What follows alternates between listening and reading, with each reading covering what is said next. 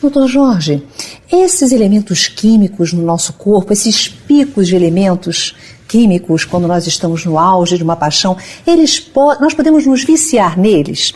Porque eu conheço pessoas, por exemplo, que elas estão sempre mudando de parceiro, estão sempre em busca de emoções máximas, né? Até na área mesmo do esporte, elas buscam aquela adrenalina. Isso pode ser um vício, nós podemos ser viciados nas próprias substâncias bioquímicas que o nosso corpo produz nos momentos de pico? Eu diria que isso é uma maneira de desrespeito por si próprio.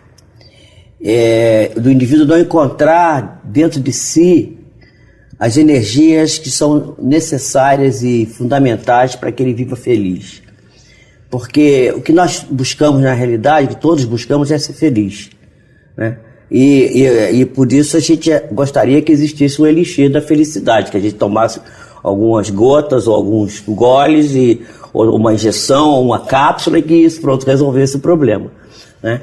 Na realidade, a felicidade como diz o poeta, é um pomo que pomos onde não estamos e que estamos onde não o pomos. Mas o que é ser feliz?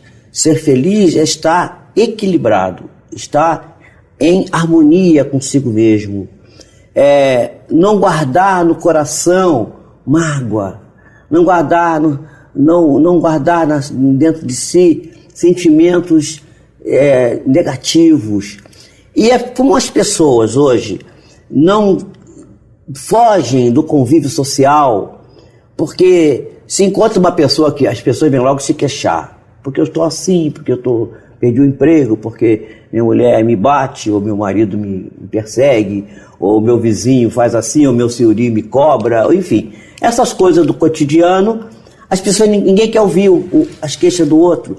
Então a pessoa se fecha em si mesmo e não encontra a felicidade em ouvir o outro, em compartilhar a dificuldade do outro, sem se envolver, sem tomar partido, apenas ouvir e tirar daquilo lições. As pessoas fogem, então buscam nos esportes, nas atividades radicais, porque essas atividades produzem endorfinas, produzem neurohormônios, geram uma melhor condução nervosa, são neurotransmissores, e isso dá uma falsa sensação de bem-estar, que é fugaz.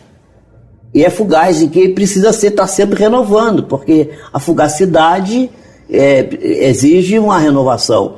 A verdadeira busca desse hormônio da felicidade que está em nós, ela é permanente, ela é duradoura.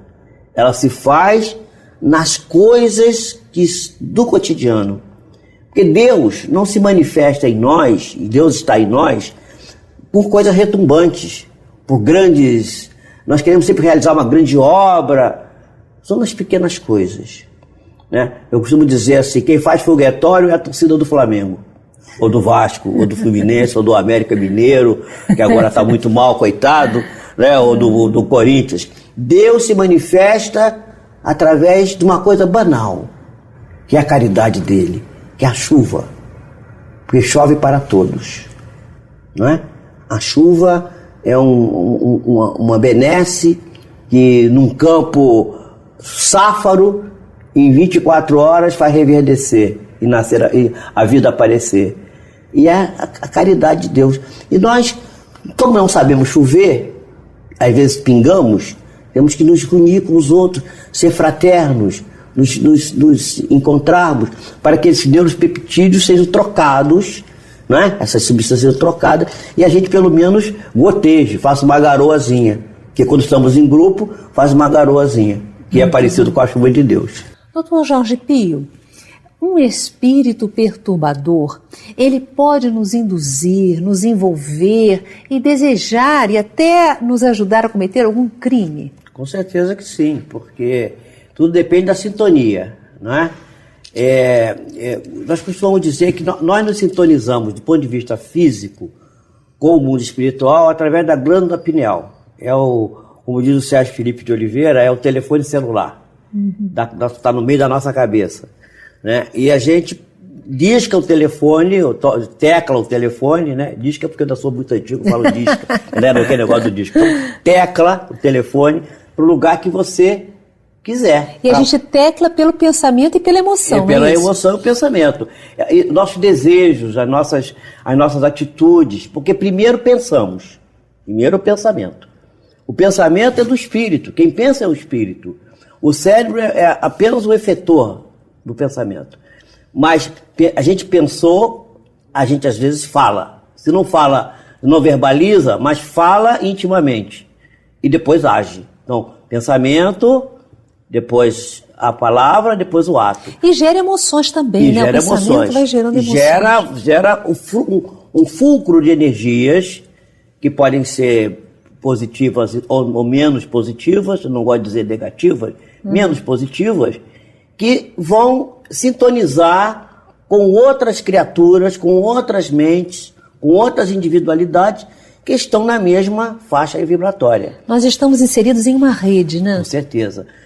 Allan Kardec pergunta se os espíritos influenciam nossas vidas, não é?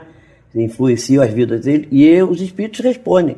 De ordinário são eles que nos comandam, são eles que nos guiam. Mas não diz que espíritos são. Espíritos, os bons espíritos, nossos guias espirituais, ou aqueles que eu também não gosto de chamar de maus, porque não existe ninguém mau, né? Como diz já o apóstolo lá no Evangelho, há pessoas que vivem em Deus e praticam o bem.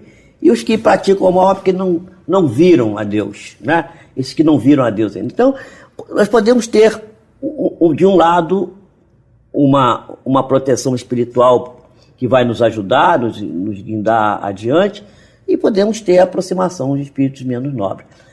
Existe a obsessão, que às vezes é produzida pela presença de verdugos aos quais devemos. E nós somos os responsáveis, porque eles vêm nos cobrar.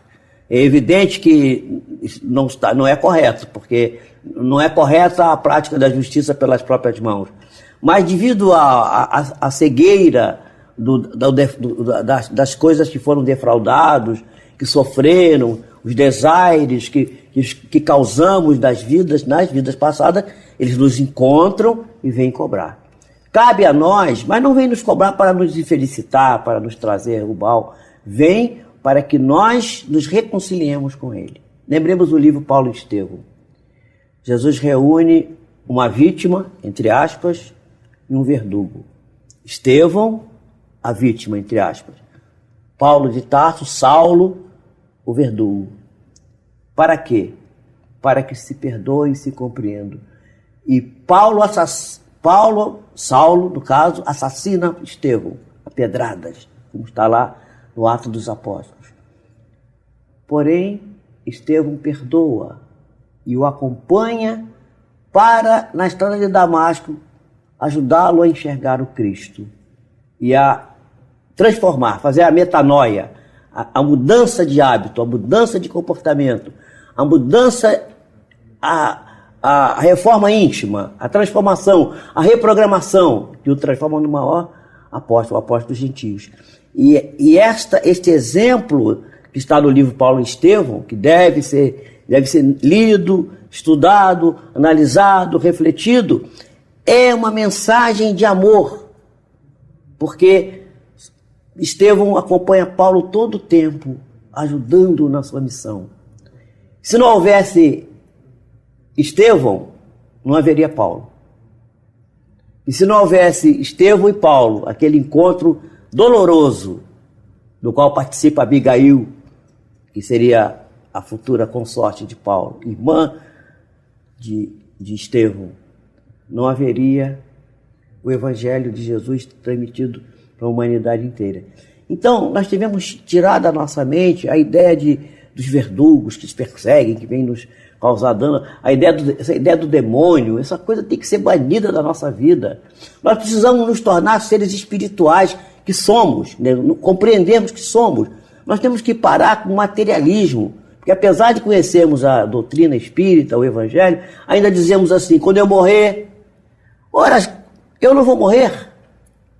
Quando minha mãe morrer, a minha mãe também não vai morrer, nenhum de nós vai morrer. Isso é um discurso materialista, do qual precisamos nos libertar. precisamos retirar esse atavismo. Nós estamos já na vida eterna, precisamos pensar assim. E isso vai nos conduzir a compreender o irmão menos nobre, que vai nos acompanhar e vai se transformar, não mais num verdugo, mas num protetor, como Estevão vai ser o protetor de Paulo e vai tirar Paulo daquela situação. A vítima se transforma no protetor. Ele perdoa, entende e ajuda. Identificando as emoções perturbadoras, as paixões que ainda nos conduzem ao desequilíbrio, o que é que nós podemos buscar na casa espírita, na terapêutica espírita, para nos auxiliar nisso, a vencer isso? A primeira coisa é o conhecimento da doutrina espírita. Mas, para chegar nesse ponto, precisamos de alguns pré-requisitos, né? Atender ao estômago, às vezes, que a pessoa com fome não pode ouvir o evangelho, não pode ouvir a doutrina, né? Atender a necessidade de acolhimento da criatura, ouvi-la. Porque quando a pessoa é ouvida, ela já relaxa e já diz assim. E quando a pessoa ouve com bons ouvidos de ouvir, os bons terapeutas são aqueles que ouvem, que sabem ouvir, não é?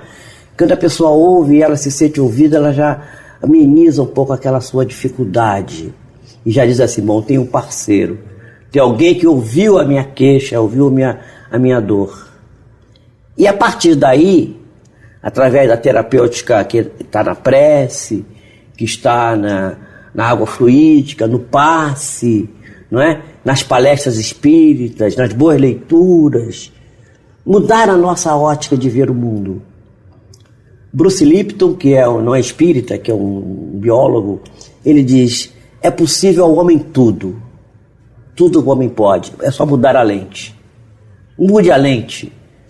E aí, há um livro dele fantástico, chama-se Biologia da Fé. Fantástico.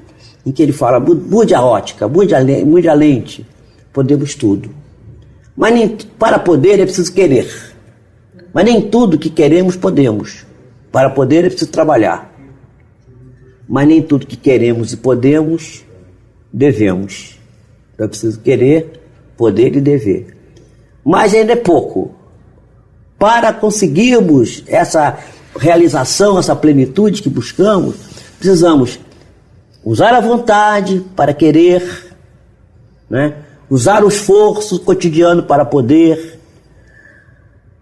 reflexão para ver se o que queremos devemos fazer, e depois, reunidos esses três elementos, esses três verbos, querer, poder e dever, saber usar o verbo esperar, que está nas virtudes teologais, fé, esperança e caridade. Esperar, vem da esperança. Saber esperar a hora certa. Porque se você souber querer, trabalhar para poder, souber discernir o que deve e o que não deve, e souber esperar, como se diz numa linguagem bem simples, pode correr para o abraço.